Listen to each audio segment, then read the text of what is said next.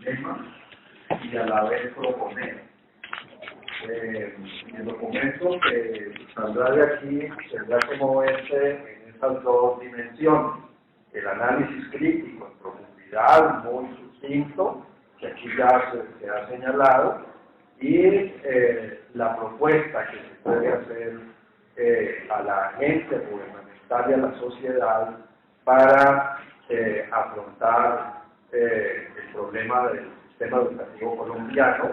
Hay que comenzar por allí, en efecto, está expreso también en el documento entregado al Ministerio, y es que en efecto no hay sistema educativo en tanto que hay aislamiento en los distintos niveles que constituyen ese edificio, como metáfora es un sistema. Y bueno, yo debo decirles que en ese proceso de trabajo con el Ministerio, porque esos documentos se produjeron con 20 profesores que están aquí de la Universidad Nacional, de distintas facultades, preocupados por el tema, pero igualmente todo lo que está allí en esos 3 volúmenes se fue discutiendo dentro del Ministerio, que era también un reto nuestro. Nosotros dijimos, no vamos a hacer un documento solo para cumplir y entregarles, y hasta ahí cerramos el cuento. Dijimos, no, vamos a ir elaborando el documento, pero discutiéndolo con ustedes.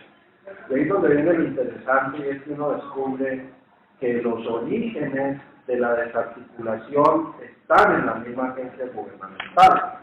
El hecho de haber pensionado a un número alto de funcionarios que tenían allí una experticia, ya de todos lo sabemos, pero el ingreso, el relevo generacional a la agencia gubernamental ha sido uno de los obstáculos, sobre todo por las condiciones como son vinculadas.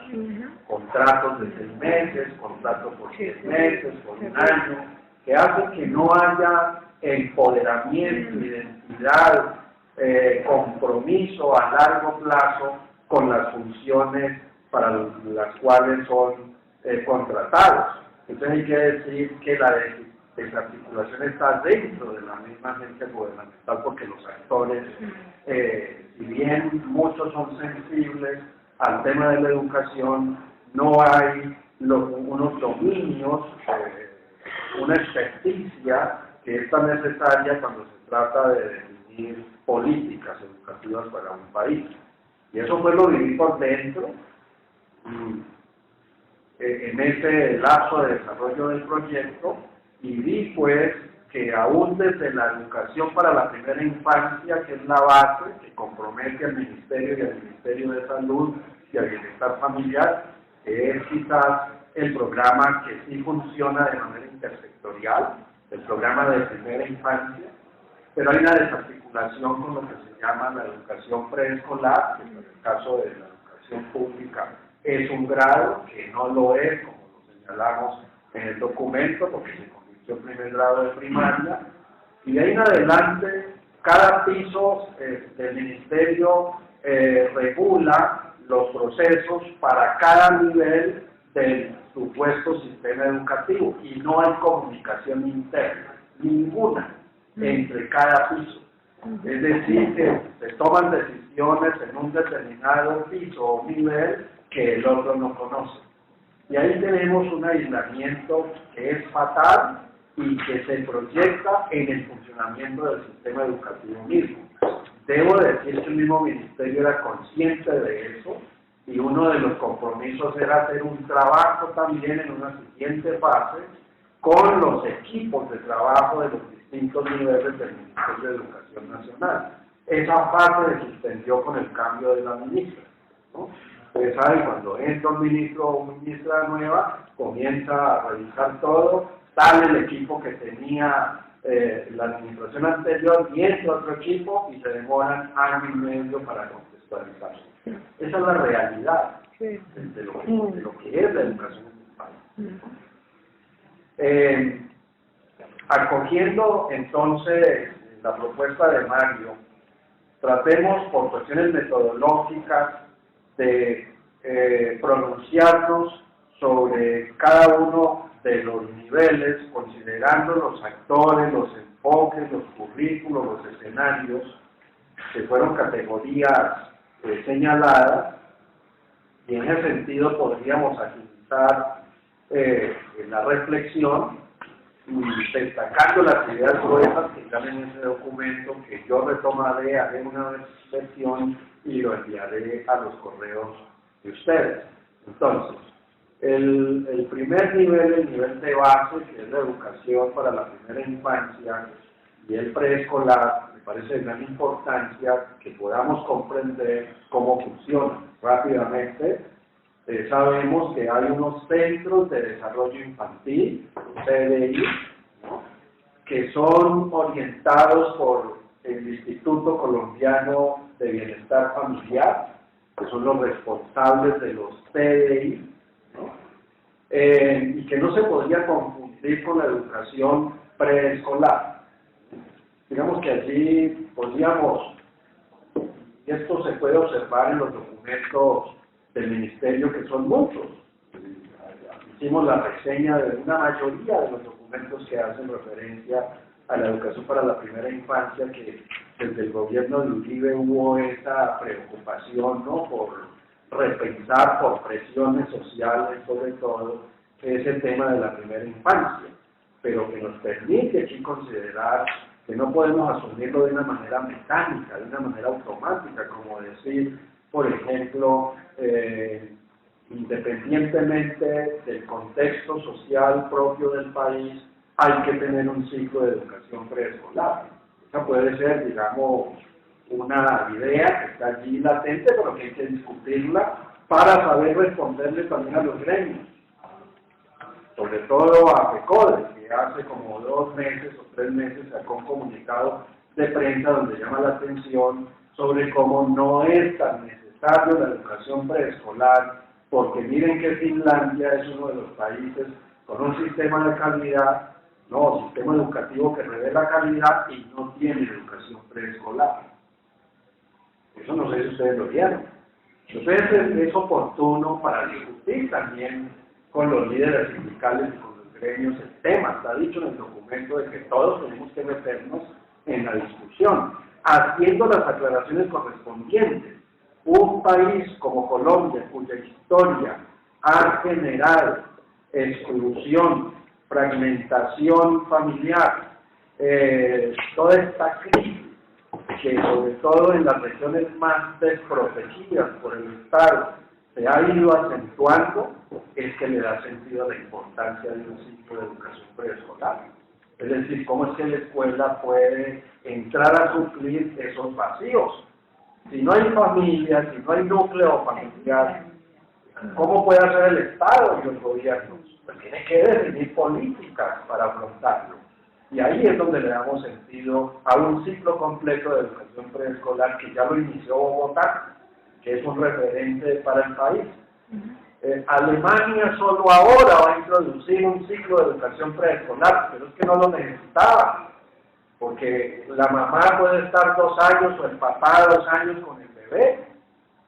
Colombia no.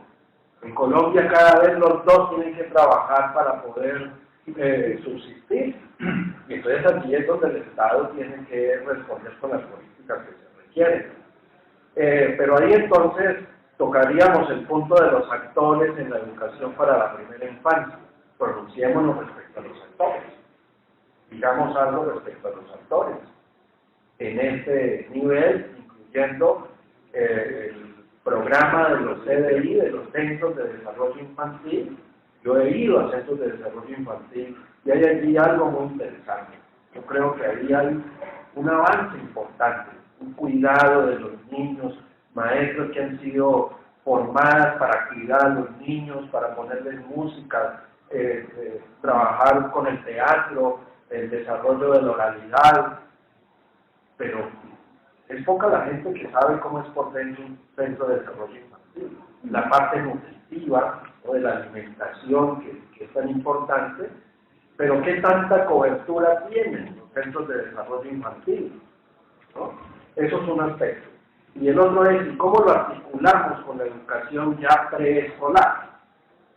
¿Cómo lograr consistencia entre los centros de desarrollo infantil y 1 o 2 o 3 grados de educación preescolar y su articulación con los primeros grados de educación primaria, que es donde vemos que hay allí un vacío, un desencuentro, una desarticulación que no logra consistencia en consecuencia en el tema mismo de la base.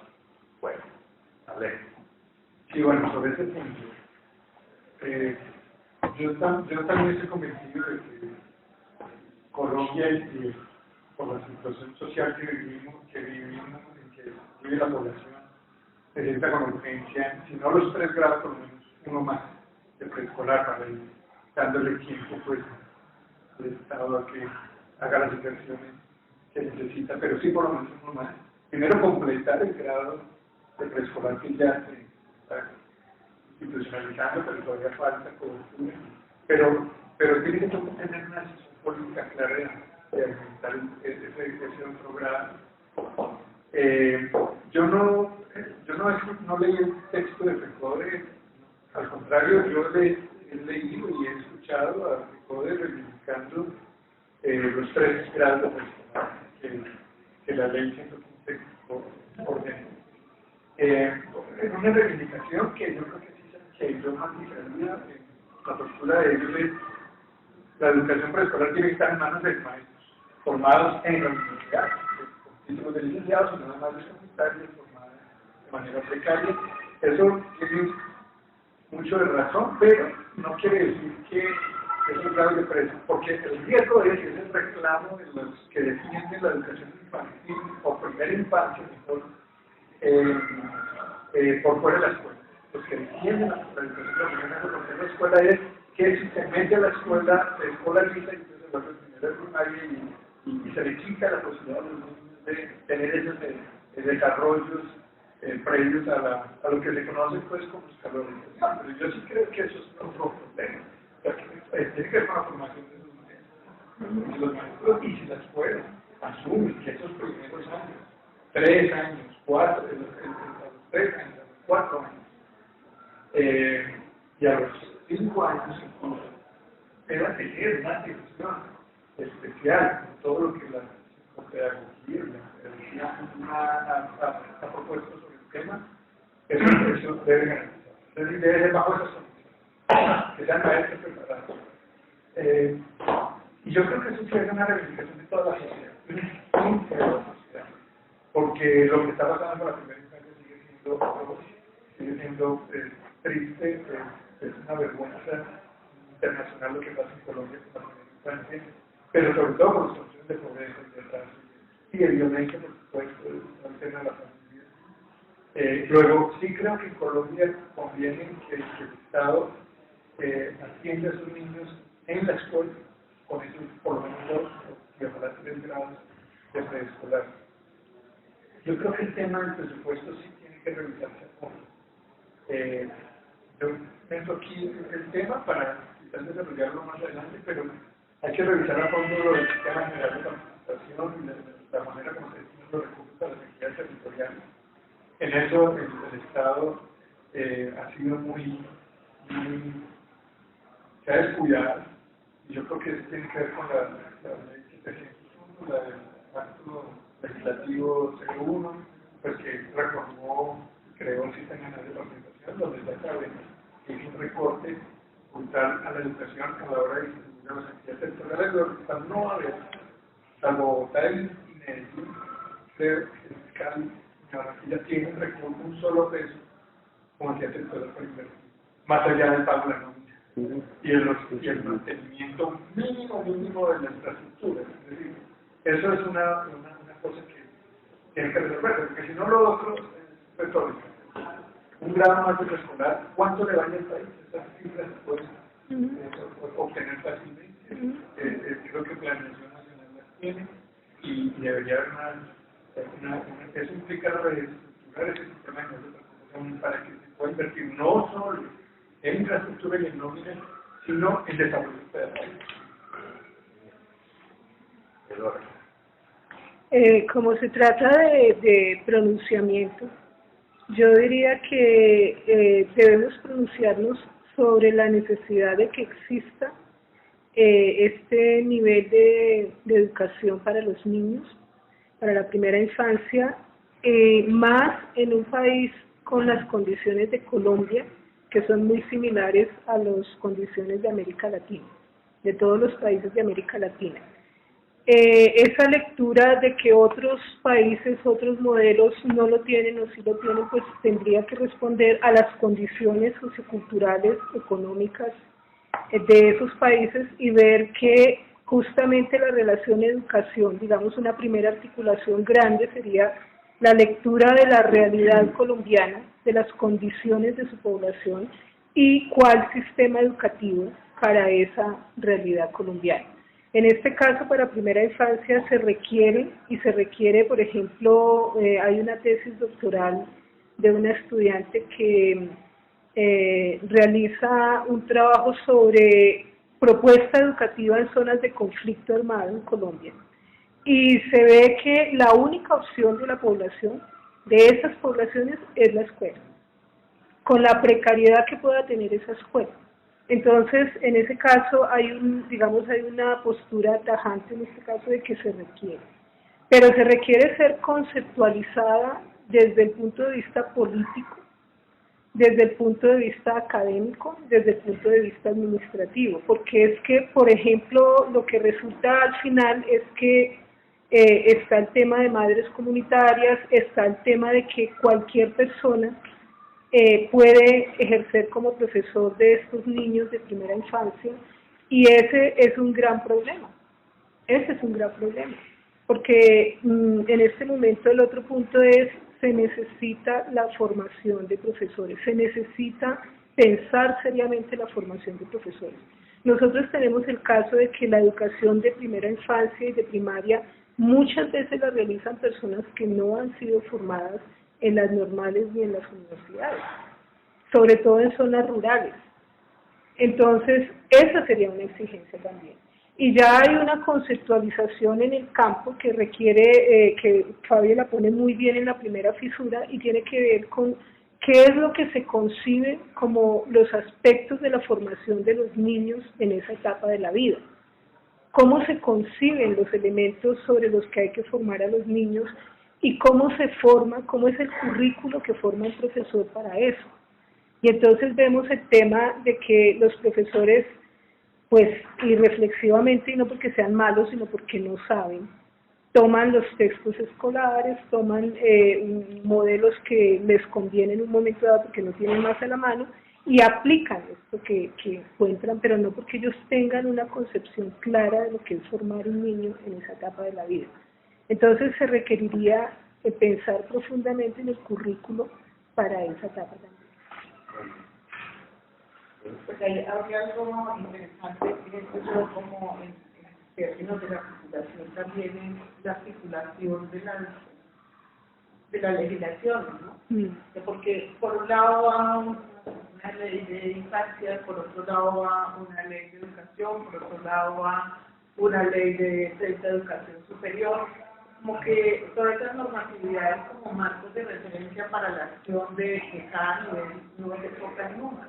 Y yo pienso que podría hacerse un planteamiento alrededor de una legislación que realmente integre, articule, armonice y muestre cómo también desde el plano normativo se puede lograr una visión y pensar la educación como un continuo, ¿no?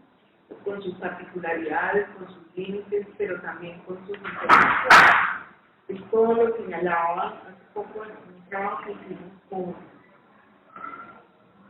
profesores representativos del sector educativo, y es que el gran acierto de la ley 115 y la participación que tuvo allí el sector del magisterio se rompió con la expedición de la ley 30, es que no se pensaron nunca como que ambos son corresponsables del proceso de formación, sino que a cada uno le corresponde un tramo del proceso y no tiene nada que ver, no hay diálogo entre esos dos sectores, también desde el punto de vista normativo.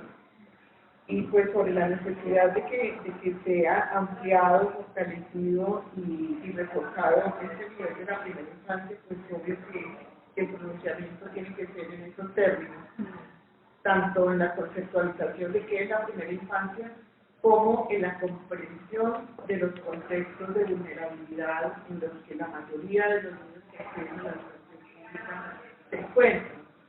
Y desde luego las únicas referencias de convivencia, a veces de compartir, de hacerse a la idea de una sociedad, la tienen los niños en la escuela, no en la casa. Los hogares son bastante deprimidos, los padres son carentes de una formación que les ayude a orientar la formación de sus niños. La violencia campea, la soledad de los niños es enorme, la falta de afecto es una dimensión que hay que rescatarla y hay que fortalecerla, porque eso es lo que uno ve cuando reciben los niños también en preescolar. Son niños maltratados, niños abusados, niños muy callados, niños que tienen temor de participar, de integrarse con otros, que pues, la mayoría de las respuestas son de tipo agresivo. Y no sé eso de las escuelas de padres si pueda volver a funcionar, pero me parece que sí sería como una corresponsabilidad del sistema o del sector, como quiera Nelson, y es también ocuparse de la formación de la familia, involucrar a la familia en la formación de los niños, enseñar a los padres, porque pues muchos de ellos no tienen ninguna formación, reproducen sus propios modelos de formación, reproducen la plana, reproducen el golpe, reproducen todo este tipo de prácticas que en últimas serían las que hay que también pues tratar de modificar. Sobre eso una cosita más que quería agregar. La política de infancia, después de la ley, avanzó ahora hacia la creación de lo que llaman el sistema de atención integral a la primera infancia. El SEAP. El 0 a 100. Y yo creo que hay una cosa interesante, pero hay una falencia.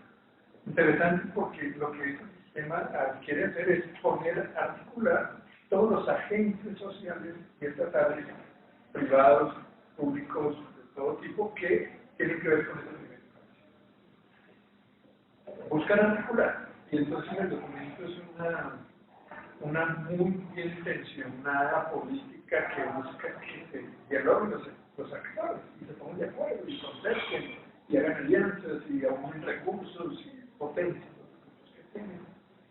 Y digamos que eso, pues hay que, de ahí puede ser que se materialice, pues eso va a depender de cómo va a las entidades territoriales, al municipio, y se hacen efectivos esos programas y ahí van a contar muchos, pues no solo los agentes estatales, sino están contando los agentes internacionales, las ONG, se meten mucho a buscar esa articulación.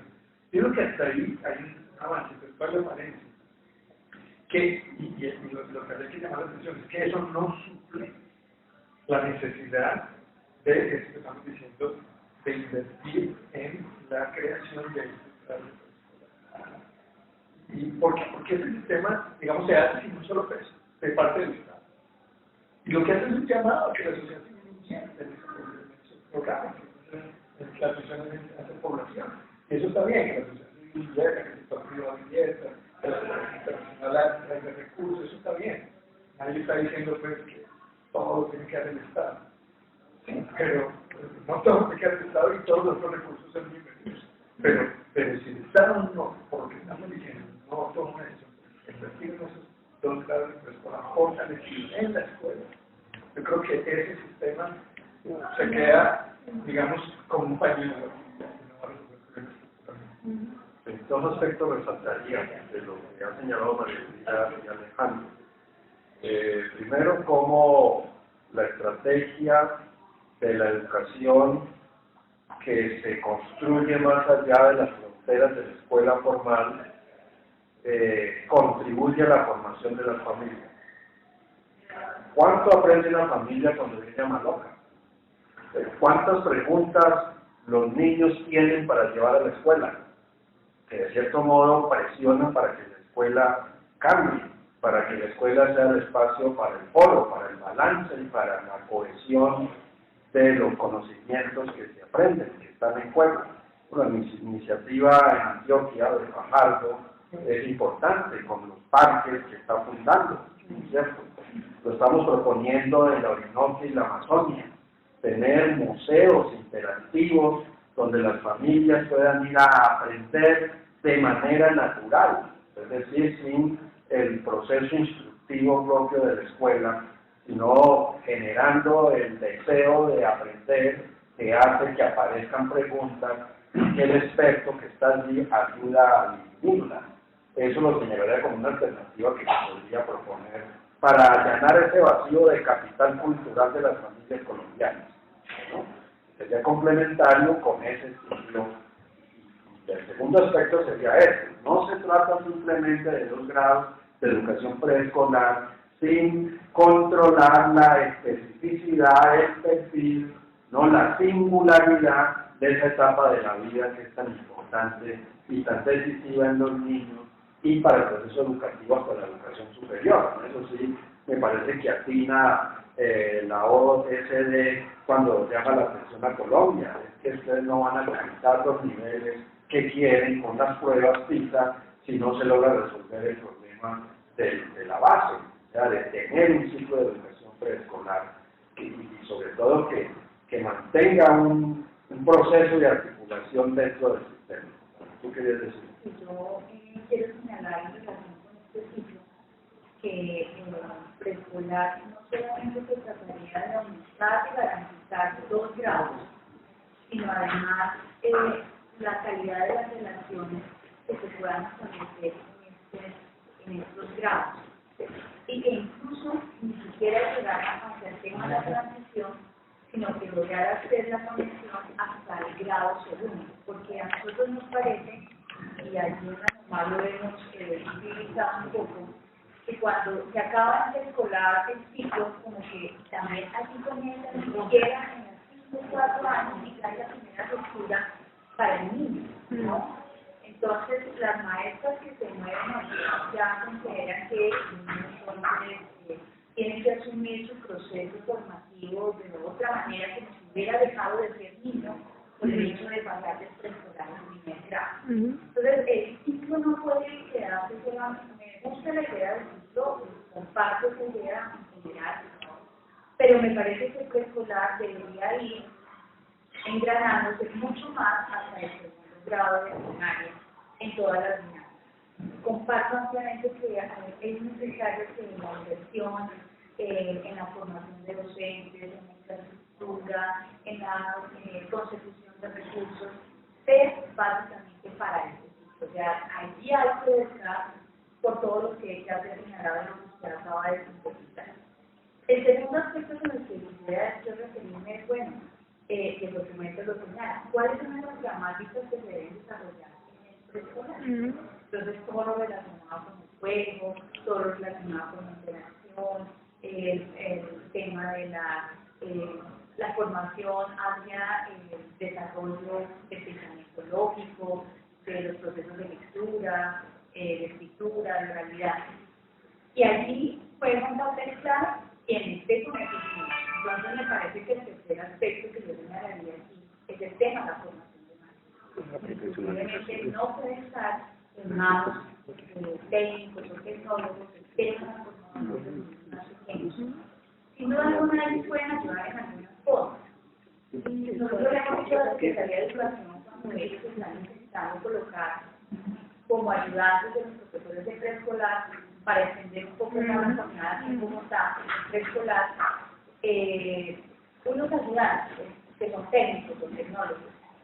Pero nosotros justamente le hemos señalado allí a la Secretaría que para nosotros estaría mucho mejor que ese papel de ese otro maestro allí en el preescolar debe estar en las manos o del normalista o del licenciado, porque realmente puede tener mucha mejor atención sobre los procesos de desarrollo. Entonces, el tema de la formación de los profesores para este ciclo requiere de una rigurosidad.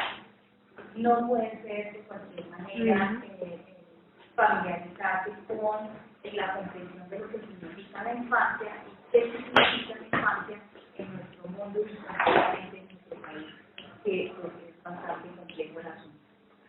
Entonces, no solamente se requiere allí una formación, un currículo muy pertinente que no rompa en el preescolar, en el grado, al primer grado, al segundo grado de la primaria. Y yo lo he insistido también es que a nivel público el preescolar es un engaño. Son 3 horas que el niño va a la escuela, más se demora por ejemplo, en el caso acá de Bogotá, trasladarse, a qué hora se tiene que levantar un niño, a qué hora tiene que despertarse. Y llega a la escuela con una piedra que le levanta llega ya, como cuando ya está familiarizado, ya tiene que ir.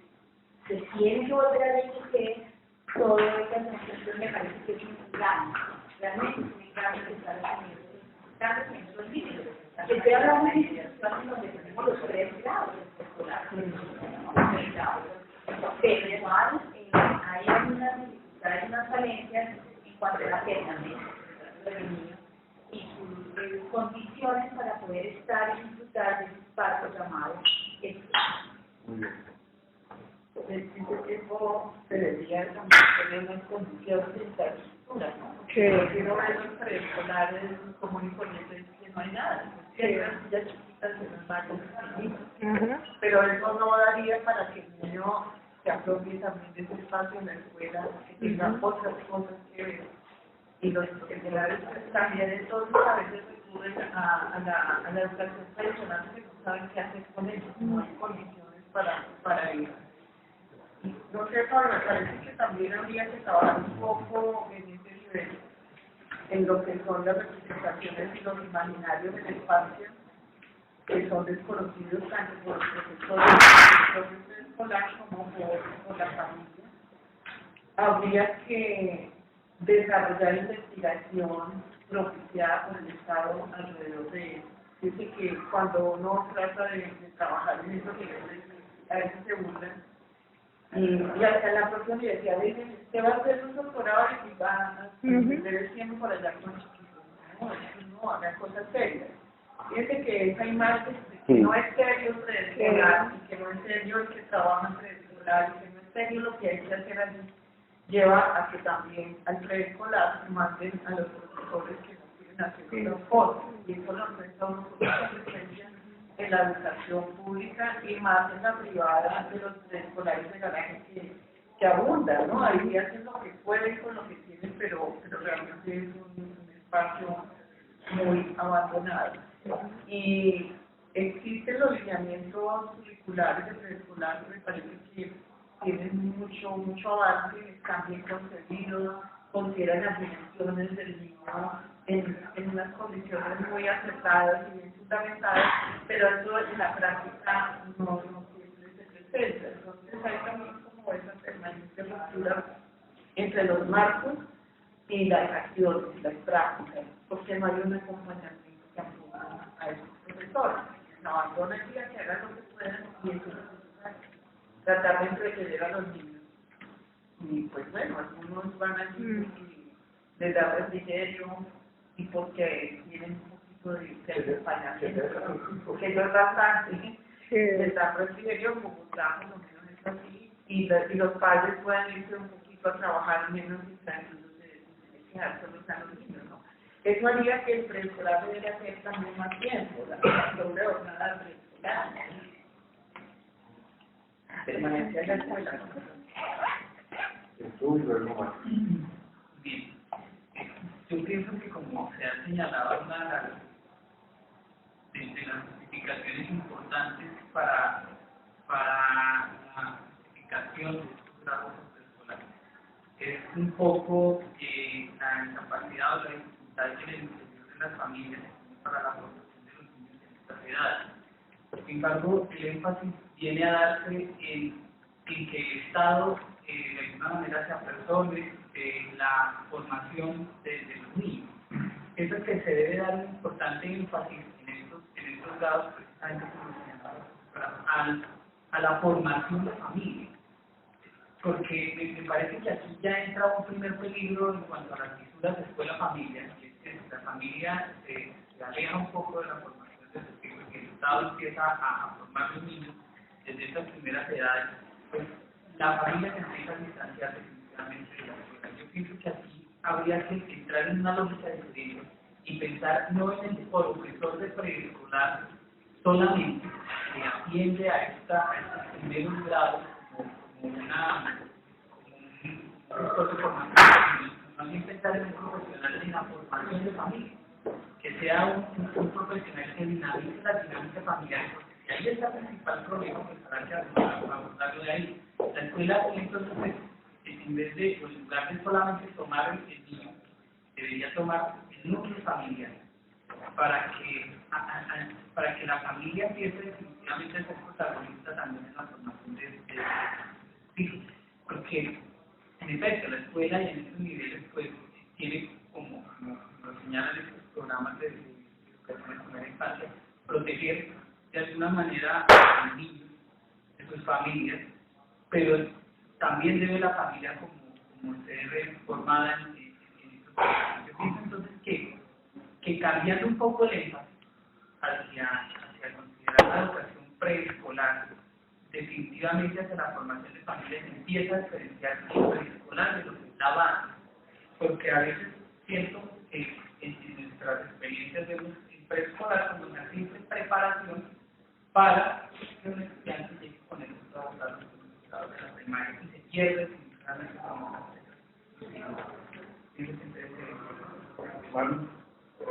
yo creo que alrededor de estos aspectos hay que considerar el asunto que ya he mencionado sobre la inversión, ¿verdad?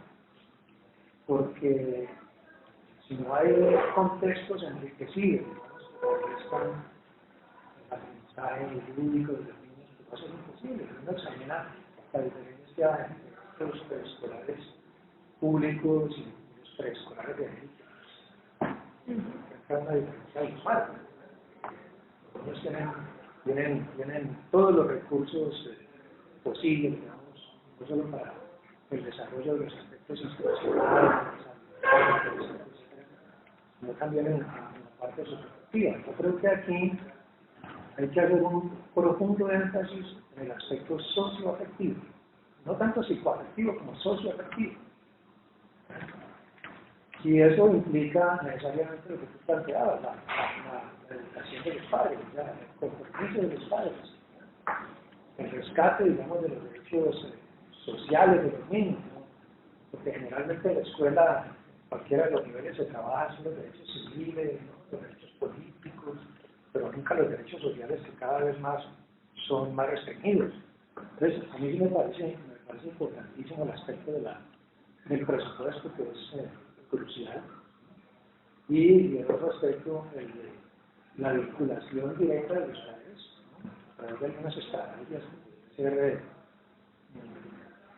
la orientación de los mismos maestros, ¿no? U otras estrategias que contribuyan por lo menos a morigerar, ¿no? ese vínculo socioafectivo tan roto, tan terrible que existe, tan violento sobre todo que existe en las familias de menores recursos económicos, digamos. El gran problema es que yo pienso que esto debería convertirse en un asunto de política de Estado y no en un asunto de filantropía, ¿no? Porque el gran problema es que toda esa educación está en manos de la empresa privada, contribuye un montón de agencias, ¿no? Pero uno sabe que las contribuciones no son gratuitas, ¿no? Las contribuciones son básicamente para mejorar para impuestos, para fiscales, su imagen en el mercado, etcétera, etcétera. Entonces, creo que si bien es cierto la filantropía que no se puede desechar, creo que tiene que ser una política Estado. Sí, yo llamaría la atención sobre la necesidad de hacer una clara distinción entre el compromiso del sector educativo en cuanto, llamémoslo, proceso escolar, proceso formal, y lo desarrollado por el Instituto Colombiano de Bienestar Familiar. Si nosotros miramos y entramos a hacer un análisis lo más detenido posible, casi que muchos de los programas del Instituto Colombiano de Bienestar Familiar son remediales, sustitutos, son de apaciguar calamidades, son de intentar una población que está socialmente marginada, vulnerada, en fin, y el concepto de bienestar, del bienestar lo vemos en algunas de las prácticas que desarrollan nuestras alumnas de pedagogía infantil, es como tratar de hacer vivible una situación invivible. Si eso lo trasladamos a algunas de las acciones que se hacen en la escuela o en el jardín o en la casa, vemos que ahí hay necesidad de hacer una claridad, ¿cierto? Porque no es la iniciación, ¿cierto?, de la formación educativa para tratar de crear y matizar algunas vulneraciones, sino por el contrario, para impulsar una serie de desarrollos, generarlos, incluso acompañarlos.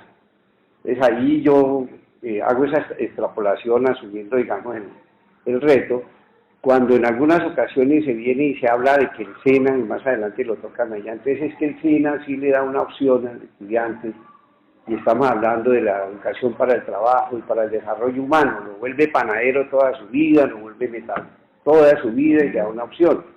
Y la pregunta interrogante que algunos decimos es, ¿por qué se le va a negar la posibilidad de que llegue a la educación superior?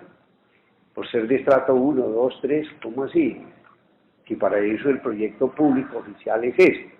Yo llamo la atención acá.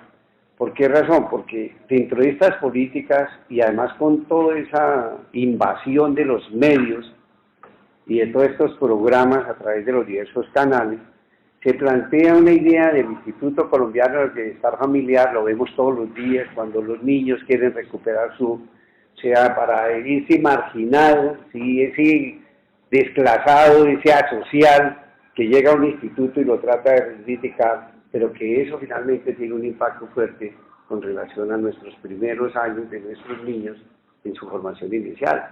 No se trata de esas acciones remediales, sino, como nos han dicho acá, una política de Estado que dice, ¿cierto?, iniciamos la formación y el nivel de la primera infancia es fundamental, esencial, y por eso vamos a crear condiciones adecuadas, ricas, potentes, robustas, vamos a tener unos profesionales formados que de una u otra manera, me comentaba, que adoran, ¿cierto? Esa influencia del bienestar familiar ha hecho de las madres sustitutas, de las madres comunitarias, como una acción, ¿cierto?, de benevolencia social, si se quiere, de ayuda, de que la señora que tiene que salir a trabajar y deja a los niños, por lo menos los deja en la casa de la madre.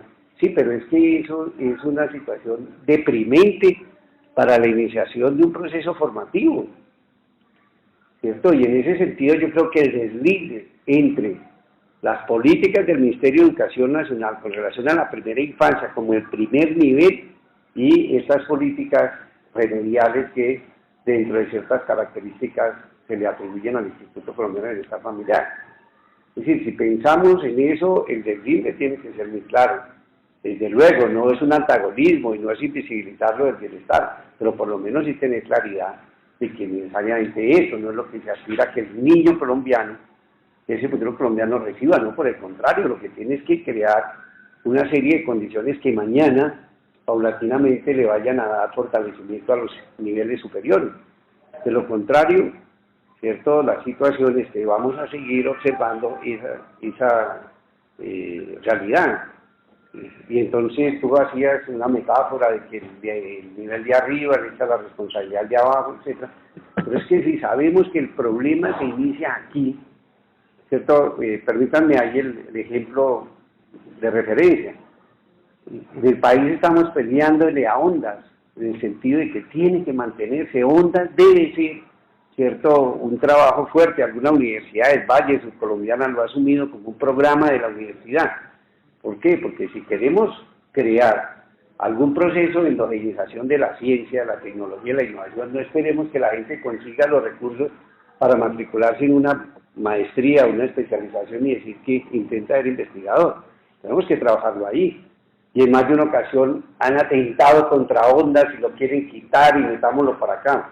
pero los que hemos vivido esa experiencia nos damos cuenta de lo básico y lo rico, lo excelente de ese trabajo con niños, niñas, jóvenes de 12, 13, 14 años que comienzan a interactuar con eso. O sea, si de calidad se trata, también tiene que ver con oportunidades. Entonces, lo que quiero llamar la atención es que si tenemos una recomendación, Fabio y colegas, es que la primera infancia tiene que ser quizás el elemento central de una política de Estado, ¿cierto?, en donde el fortalecimiento y lo robusto nos permita que van a ser unas bases fuertes para seguir en el tránsito de su proceso formativo. Y esas bases fuertes van a decir que no son acciones remediales, ni paliativos, ni actitudes de responsabilidad social, no, es lo que tiene que ser. Pues vamos a mirar cuáles son los profesores formados, pues ahí están las facultades, ahí están las normales, ahí están todos los áreas de complejidad, y ahí es donde deben estar ellos. Y estoy hablando de lo urbano, pero igual, eso es extensivo a lo rural. Es que el niño de primera infancia, ¿cierto?, como se define, de 0 a 6 del campo no vale. Ese no tiene ninguna opción. Entonces, como política de Estado, se invierte y se define, ¿cierto?, muchas de las acciones en este primer nivel. Nosotros pensaremos con un optimismo válido y acentuado que de pronto las cosas pueden ir variando frente a ello.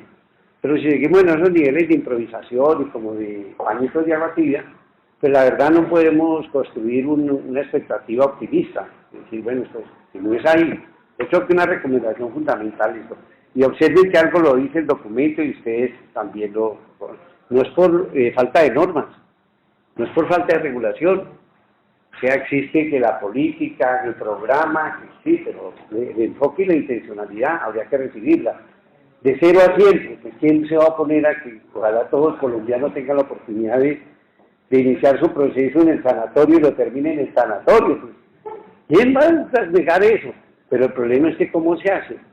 Y eso, además, con el mayor respeto y la mayor consideración, eso no puede ser una acción de la primera dama, ni programas eso no, nada tiene que ver con eso es un compromiso de Estado, ¿cierto? No es ni de gobierno, es un compromiso de Estado, velar por ese colombiano en su primera etapa y de la manera como debe ser.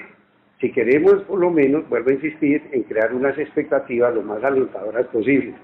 Pero si eso se mantiene, Mario señalaba, lo socioafectivo, es decir, ese sujeto de derechos que es el niño, ¿cierto?, respetado en su plenitud.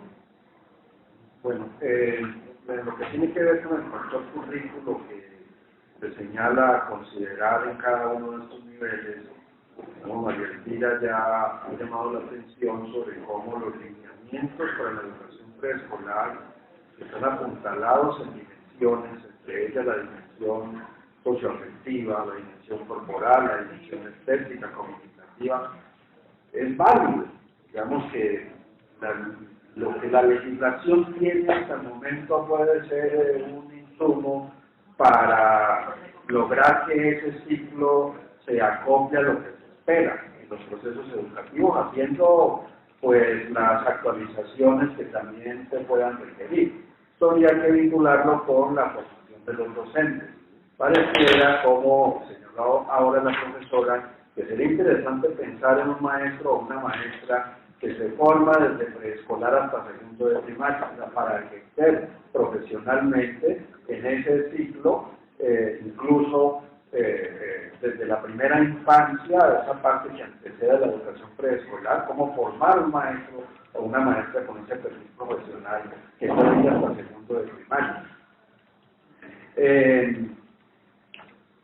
Ubicándonos ya en el nivel de la educación básica, podemos comenzar también considerando que como resultado de la Ley General de Educación del 94, el primer documento que orienta el currículo es también del 94, que es el Decreto 1860, que le da lugar a muchos aspectos que aquí hemos señalado como importantes, como la visión transversal del currículo, como el currículo pensado por etapas y no grado por grado, como los proyectos como ejes dinamizadores de los currículos y las pedagogías, la evaluación formativa en lugar de una evaluación evaluación meramente sumativa. Todo eso está en el 1870.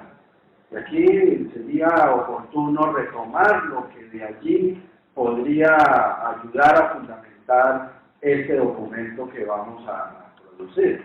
En efecto, para de nuevo reconfirmar que la legislación está a tono con lo que se espera. El asunto es cómo lograr que la legislación se haga realidad.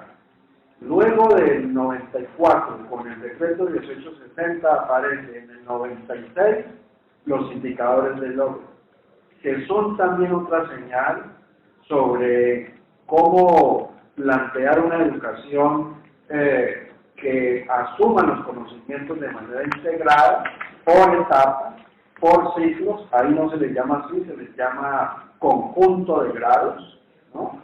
Pero que toca problemas realmente que ya se venían discutiendo, como por ejemplo la relación entre quinto grado y sexto grado, que los indicadores lo afrontan y entonces proponen un conjunto de grados que incluye quinto, sexto y séptimo grado, para romper ese aislamiento entre la primaria y la secundaria, ¿no? Y luego, hacia adelante, se proponen indicadores de logro, no contenidos curriculares, que en aras de reconocer la autonomía intelectual de los maestros, se da la señal de que el maestro es el que tiene que construir el currículo de acuerdo a los contextos culturales propios de la escuela, ¿no? Lo que se pierde de vista allí es el cómo de nuevo. Y claro, los que hemos trabajado con maestros sabemos que las jornadas tan cortas y el tener que compartir el escenario, los colegios, para 2 jornadas, no permiten que el enfoque por ciclos funcione. No hay lugar en tiempos para que el equipo de cada conjunto de grados o de ciclo se reúna al finalizar la semana para hacer el balance de lo que ocurrió, que es lo que se propone en el enfoque por ciclos. No porque hay que abandonar el colegio porque entra la otra jornada, ¿no? Los horarios son muy apretados en la jornada propia de cada institución educativa y no da tiempo para discutir y para hacer de la escuela un espacio de formación continua de los mismos docentes, porque es una perspectiva que también desde la Ley General de Educación se insinúa: cómo hacer para que los colegios sean espacios de formación de los mismos maestros, ¿no? En el sentido de constituirse como equipos que investigan sobre la propia práctica, ¿no? Con el acompañamiento de las universidades.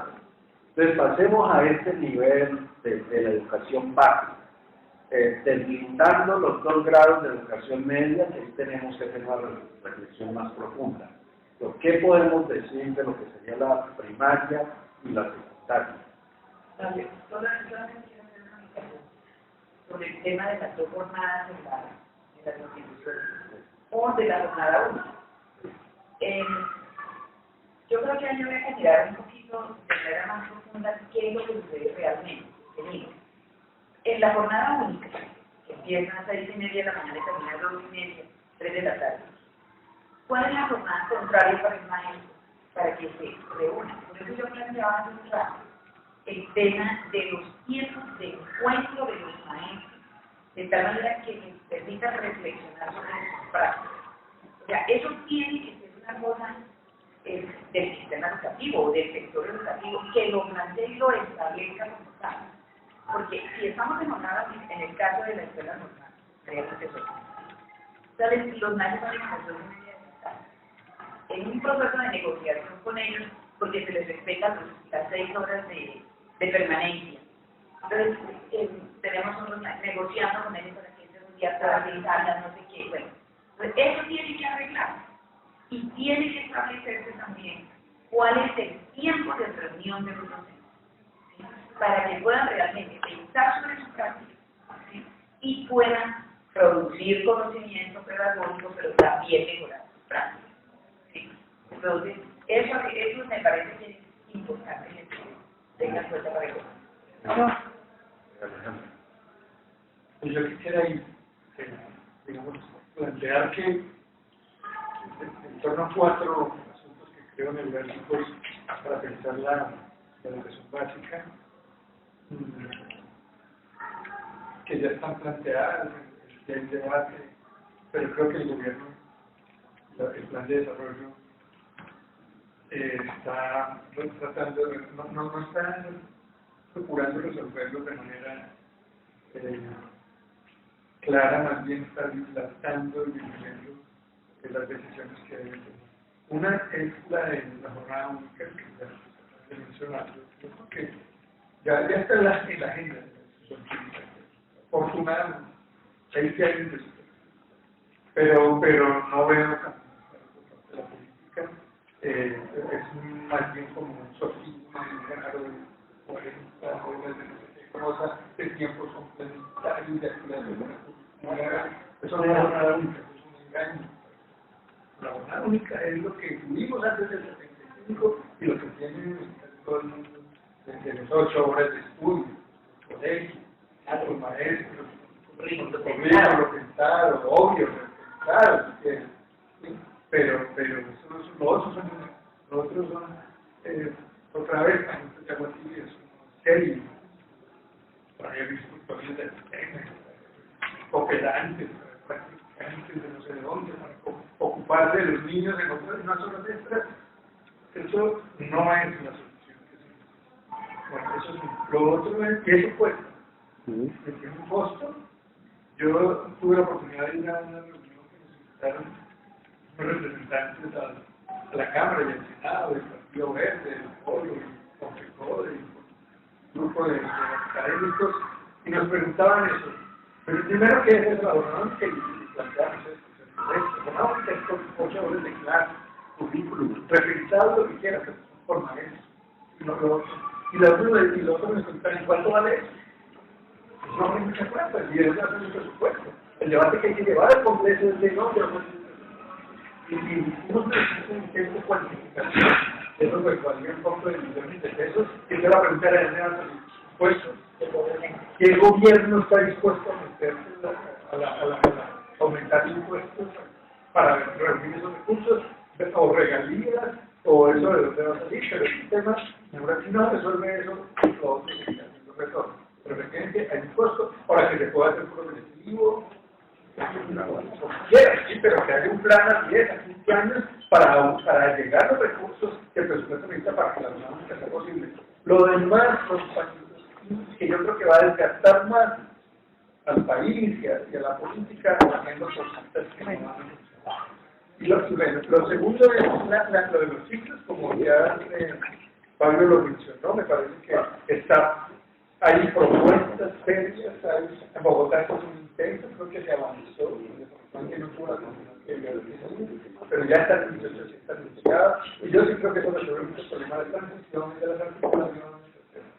Entonces, para no extendernos ahí, yo creo que eso debería ser una política más clara para ya ponernos a funcionar por ciclos. O sea, esa separación por grado, una secuencia de primero a 11, eso no funciona más. Y eso en el mundo también está probado.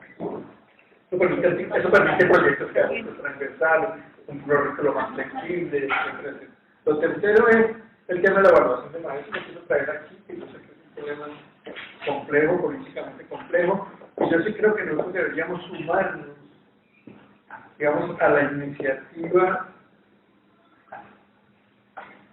que yo la he visto más, digamos, ese tema no puede seguir en manos de FECODE del gobierno, FECODE del ministerio.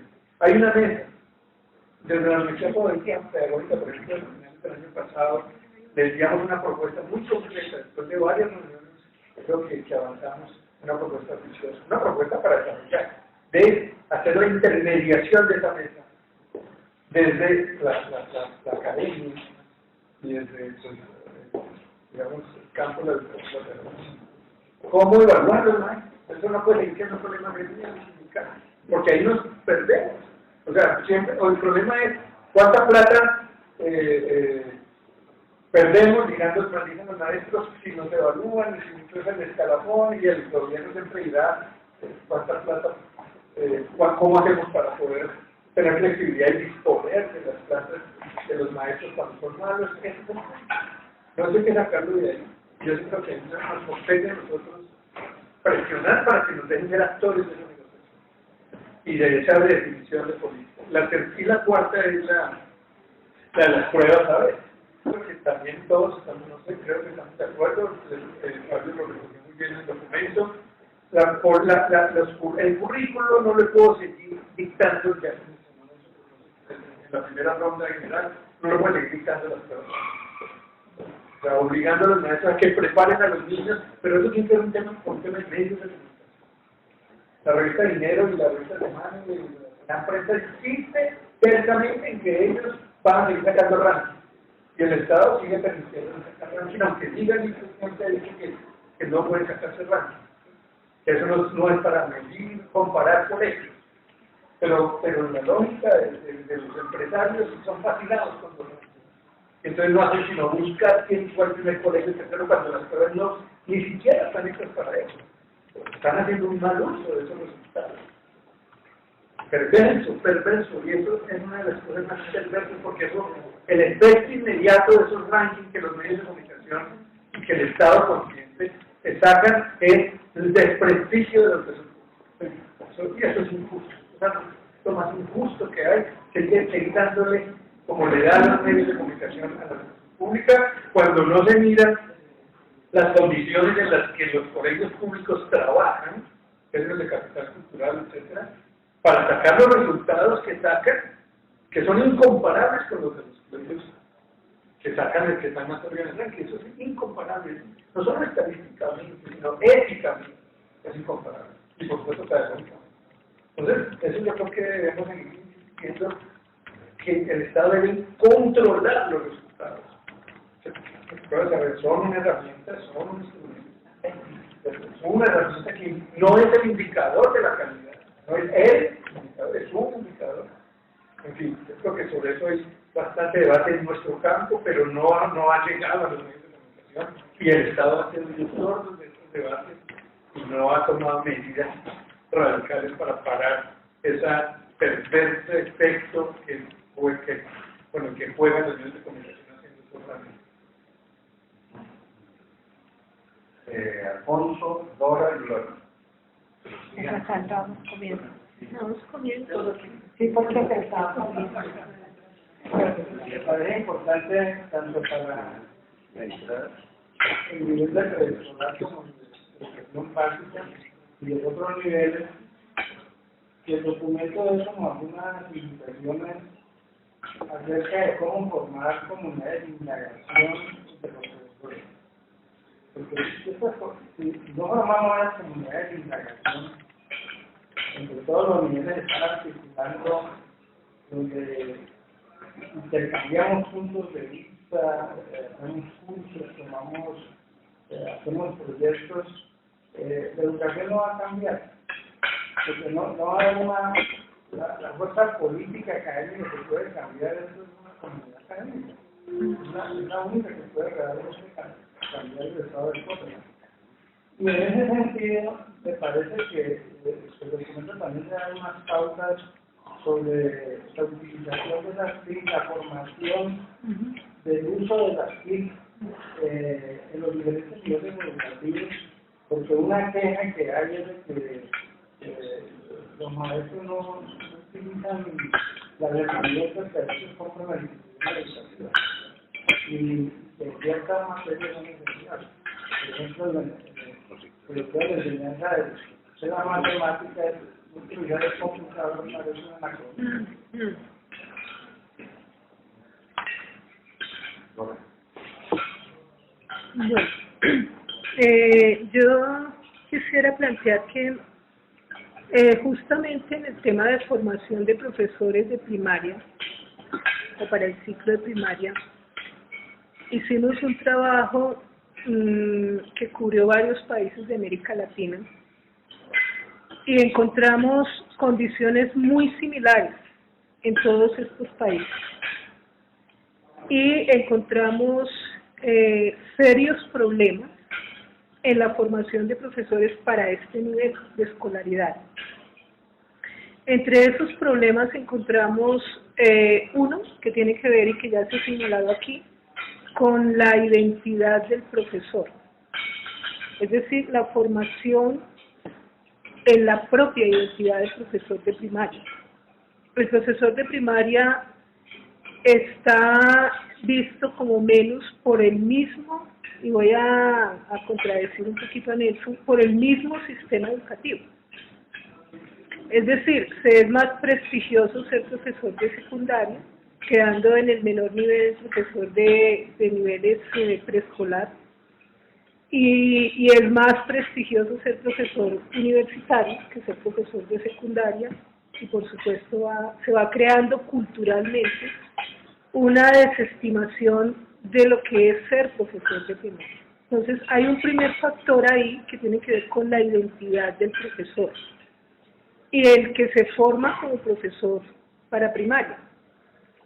En otra investigación sobre concepciones de los profesores que enseñan a leer y escribir, también de matemáticas, encontrábamos que los profesores optan, especialmente en las regiones rurales, por ser profesores porque no hay otra opción profesional. Entonces, ¿quién llega a ser profesor de primaria? ¿Sí? Personas que no tuvieron otra opción y no lo eligieron porque querían ser profesor, o porque las facultades de educación piden menos ICFES que otros programas. Entonces hay un problema muy serio en esto de la identidad del profesor. Hay otro problema muy serio en la formación específica del profesor de primaria. Una aclaración.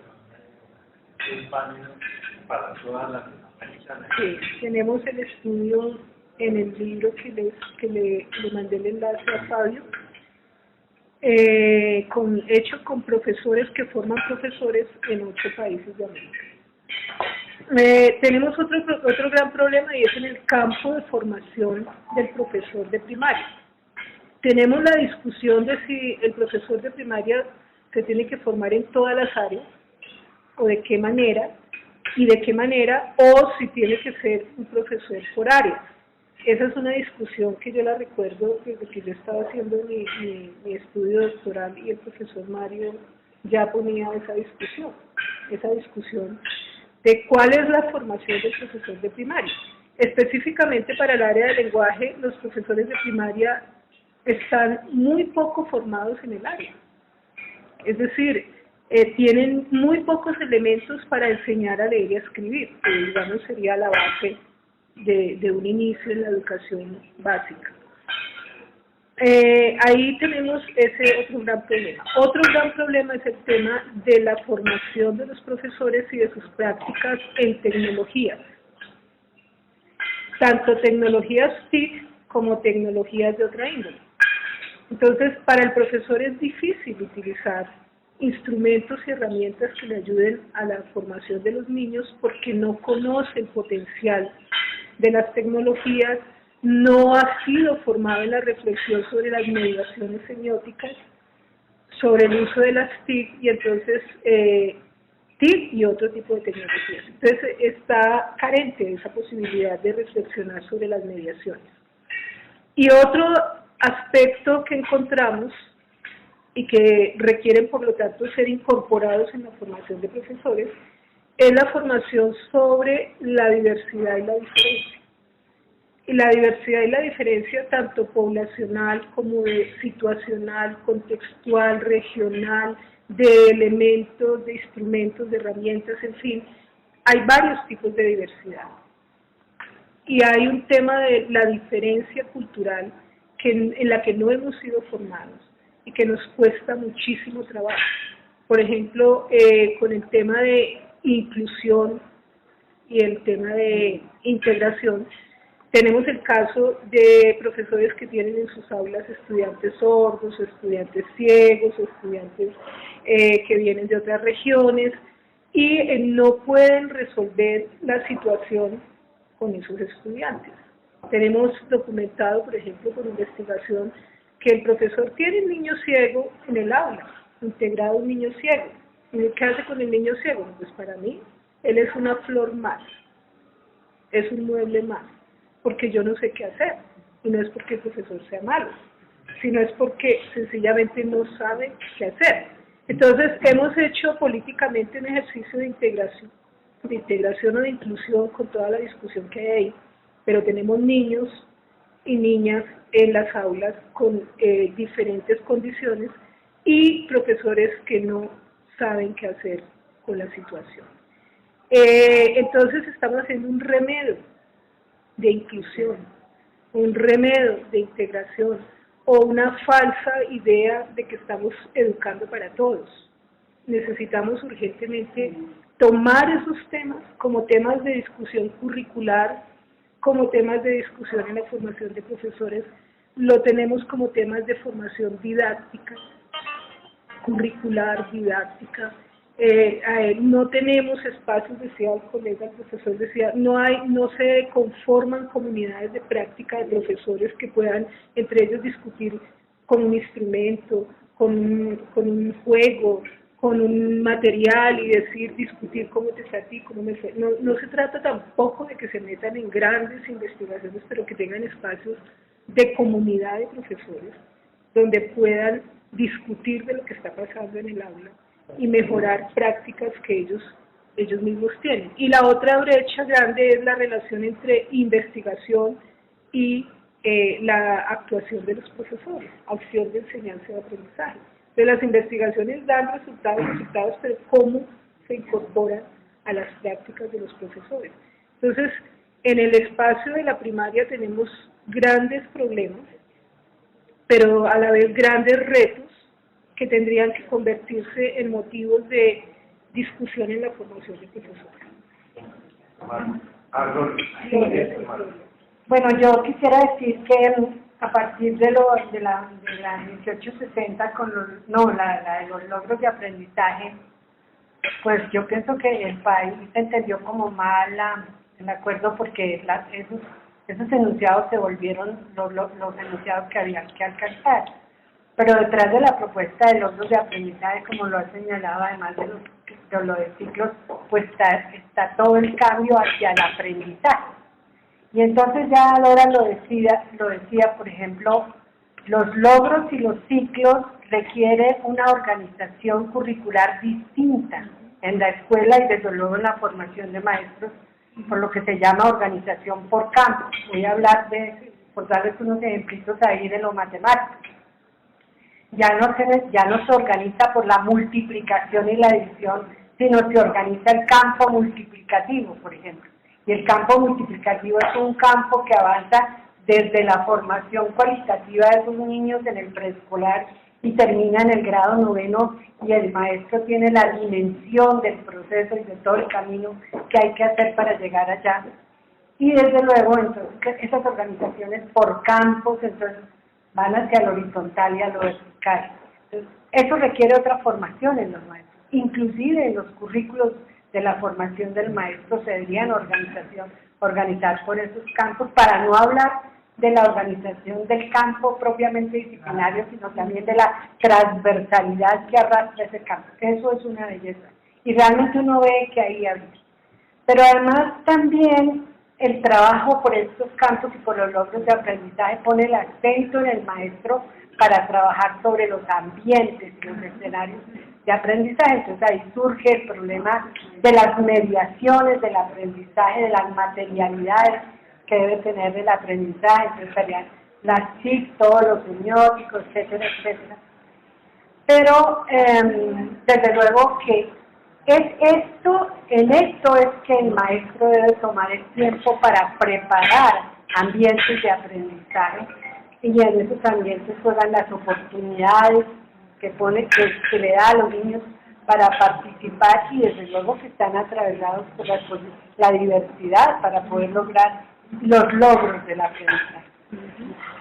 Ello implica en la formación un trabajo no ya individualizado, sino más colectivo de los maestros metidos, y sobre todo para los maestros de primaria, pero también fundamentalmente profesores. La profesora lo decía, el reconocimiento en el tiempo, en la unidad de trabajo de los maestros.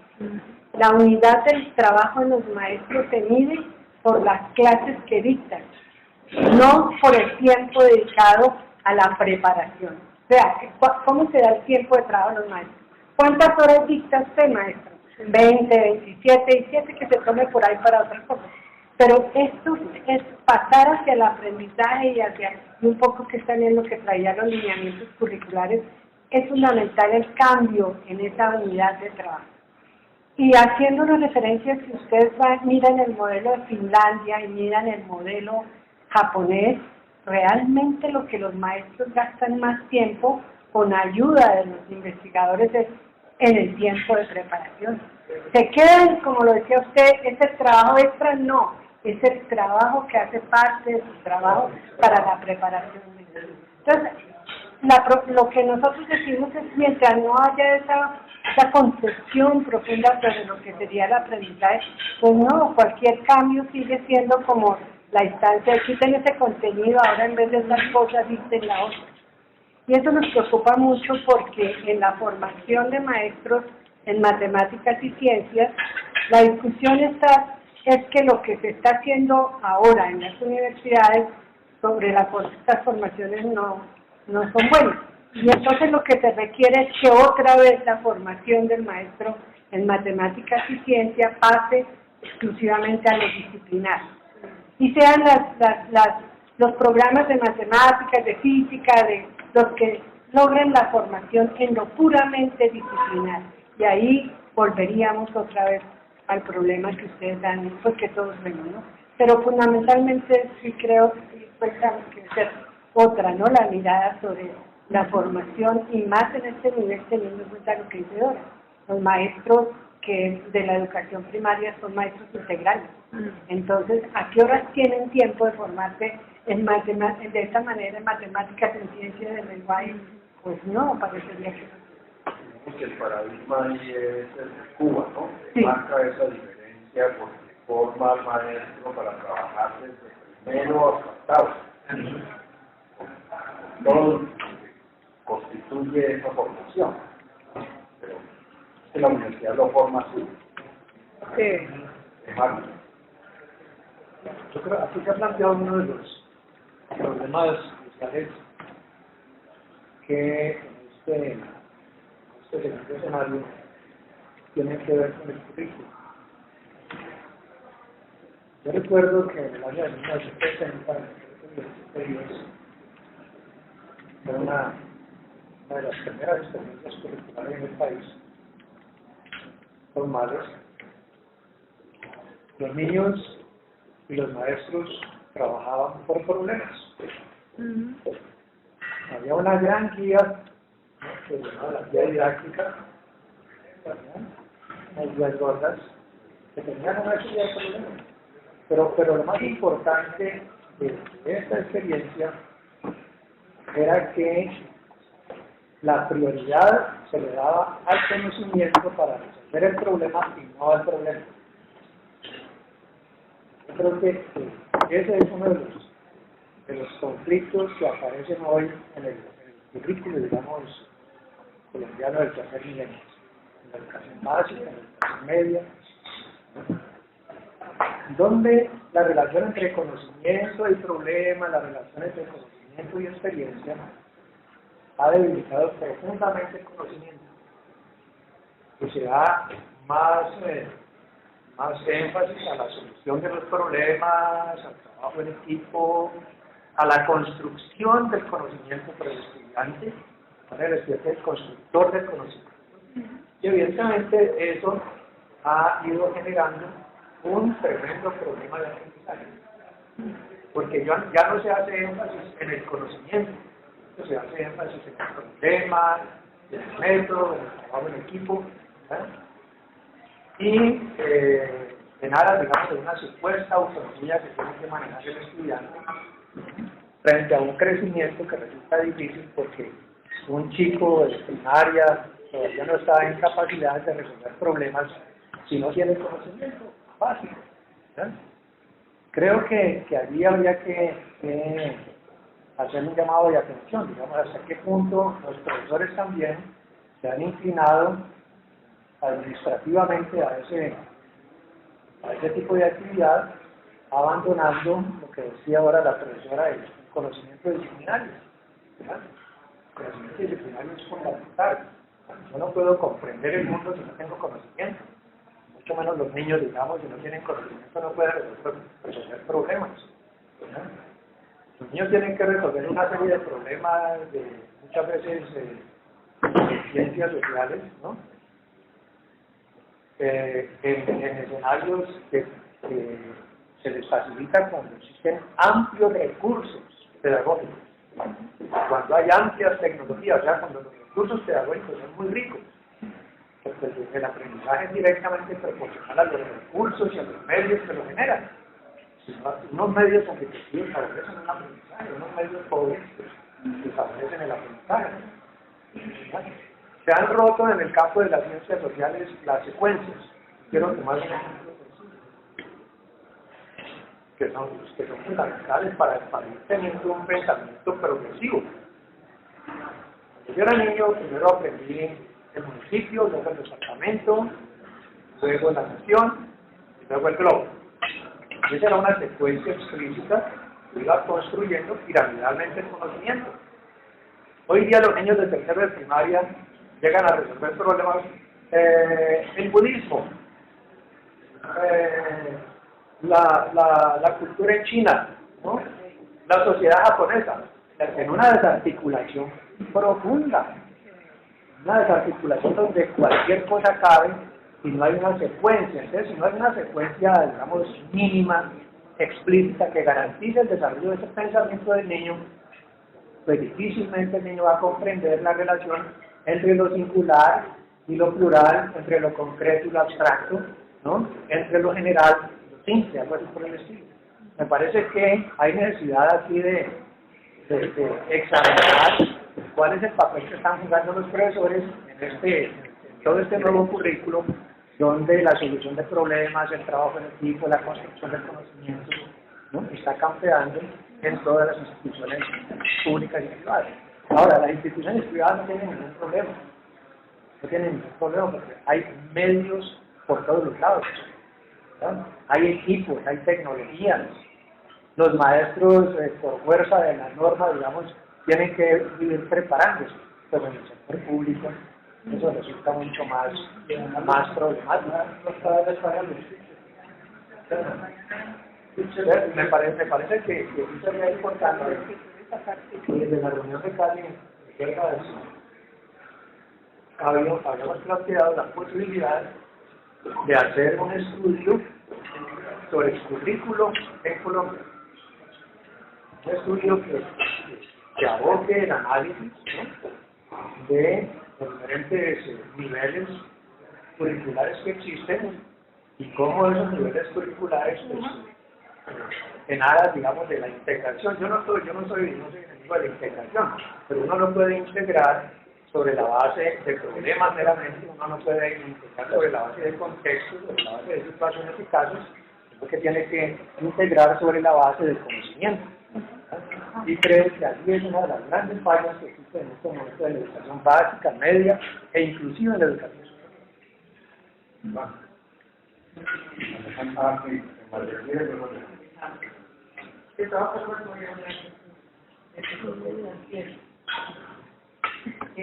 Bueno, yo comparto con Mario el problema del abandono también en la formación docente de los núcleos disciplinarios, del conocimiento de las disciplinas.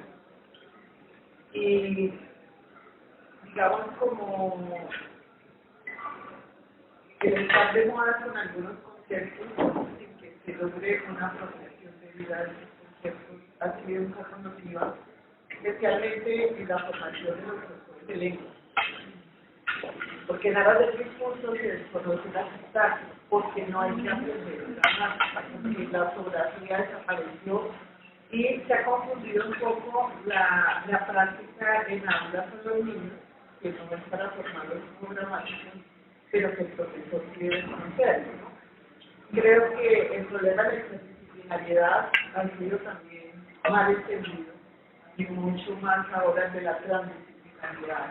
Restringiendo los límites de las disciplinas que corren al abordar los problemas y al emprender acciones en los proyectos no es tan válido que no exista la necesidad de que el maestro se forme en una disciplina y que sea capaz de recontextualizarlo en la práctica. Creo que ahí hay un gran elemento sobre el cual trabajar en la formación de los profesores y es vitalizar la formación disciplinar, la conozcan y que tengan la capacidad de hacer las transferencias posibles, las transposiciones necesarias, pero con un dominio. En esto estoy de acuerdo con Mario, me parece muy interesante cómo se asume el nuevo currículo y cómo es que se construyen esos los conocimientos disciplinarios. En relación con lo que decía Alejandro, me parece importante la reorganización del tiempo escolar, especialmente en lo que hace referencia al estudiante y al profesor. El tiempo del estudiante no puede ser el tiempo del horario de clase y el tiempo del profesor no puede ser el de la clase académica. Ahí hay un repaso también en las políticas y muy recientemente lo vimos en una encuesta que hacíamos a los profesores que están recibiendo los programas de Bogotá de formación postgraduada, los que están formándose en maestría y doctorado y los que ya se han titulado como doctores. Y es una gran inconsistencia en la política. La política que los forma para que investiguen, pero luego les niega la posibilidad y el espacio de investigar. Entonces ahí hay una inconsistencia fuerte que me parece que tiene mucho que ver con esa reorganización del tiempo escolar y que se relaciona mucho también con la conformación de comunidades y que se relaciona también con las posibilidades del estudiante de salirse de la escuela para apropiarse de su contexto y poder desarrollar algunas actividades escolares que son también parte de su formación.